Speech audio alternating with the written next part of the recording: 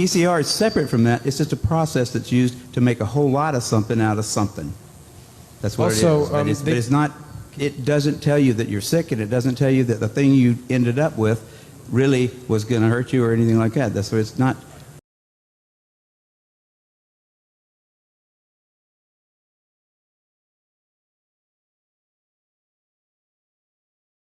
I want to ask this to Kary. How do they misuse PCR to estimate all these supposed free viral RNAs that may or may not be there?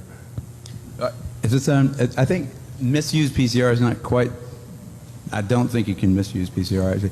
No, the results, the interpretation of it. See, if you can say, if they could find this virus in you at all, and with PCR, if you do it well, you can find almost anything in anybody. It starts making you believe in the sort of Buddhist notion that everything is contained in everything else, right? I mean, because if you can amplify one single molecule up to something that you can really measure, which PCR can do, then there's just very few molecules that you don't have at least one single one of them in your body, okay? So that could be thought of as a misuse of it, just to claim that it's meaningful. But the real misuse of it is that you don't need to test for HIV. You don't need to test for the other 10,000 retroviruses that are unnamed also in the subject. See, somebody that's got HIV generally is going to have almost anything that you can test for because they have definitely been. HIV is a fairly rare virus. There's only 1 million of us out of 250, 300 million people in America that have that virus. So you have to get around, either your mother had to have it and pass it to you, or you have to really be paying a lot of attention to people that do have it and paying only attention to them and get a pretty good chance of getting it that way. It's hard to get it, but if you have it, there's a good chance you've also got a lot of other ones because you've been in the market for it's been possible for you to get a lot of. To test for that one and say that has any special meaning is what I think is the problem. Not that PCR has been misused. It's like.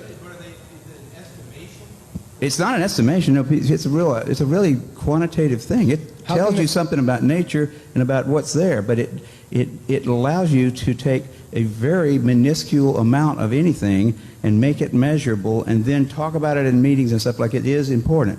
See, that's not a misuse. That's just sort of a misinterpretation.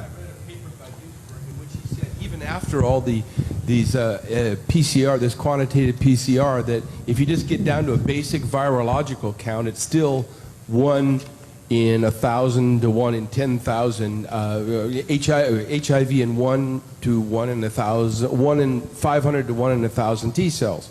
It is. No, there's very little of what they call HIV, and what's been brought out here by Philpott and Isai already. The measurement for it is not exact at all. It's not as good as our measurement for things like apples. An apple is an apple. You know, you can get something that's kind of like, if you got enough things that look kind of like an apple and you stick them all together, you might think it is an apple. But and HIV is like that. Those tests are all based on things that are invisible, and the results are inferred in a sense. PCR is separate from that. It's just a process that's used to make a whole lot of something out of something. That's what also, it is. But it's not. It doesn't tell you that you're sick, and it doesn't tell you that the thing you ended up with really was going to hurt you or anything like that. That's what it's not.